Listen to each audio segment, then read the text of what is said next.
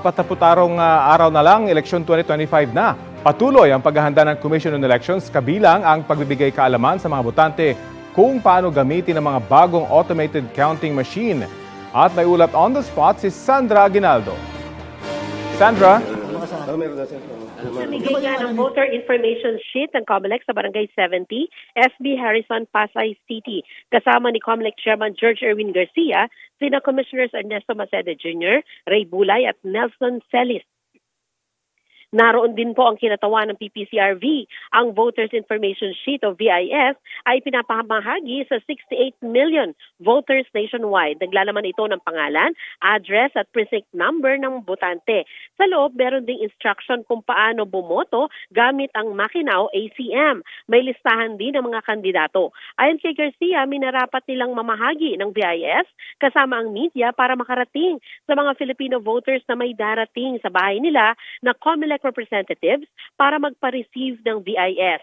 Pinapapirma din kasi ang mga botante bilang proof o katibayan na natanggap nila ang VIS nila.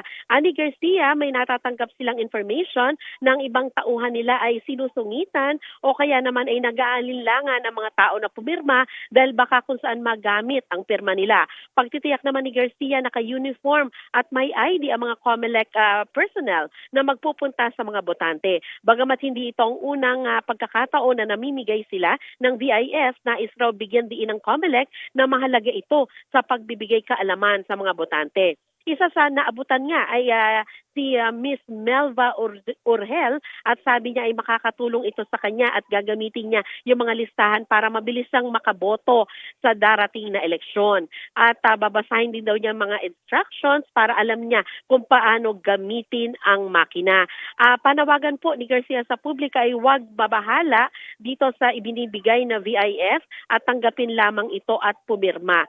Isa pa sa inabutan ni Garcia, ang mismo kapitana ng barangay na nagsabi naman na siya ay tatanggap nito pero ganun pa man ay bigay sa ng saloobin kay Garcia at sinabi niya na doon daw sa kanilang lugar ay merong mga nakarehistro na napakaraming tao pero iisa lang ang address. Ayon naman kay Garcia ay maaaring idulog sa COMELEC ang reklamo na ito at kanilang aaksyonan. Matatanda ang dati ng pinuna ng COMELEC ang misulang flying voters kung saan nakakalipat ng lugar ang mga botante sa pamamagitan po ng barangay certificate. Ngayon naman, Rafi, ay sinabi po ni Garcia na ang mga botante po sa Myanmar ay pabobotohin ng COMELEC sa pamamagitan ng post or by mail. At sa Thailand naman po ay tuloy ang internet voting doon.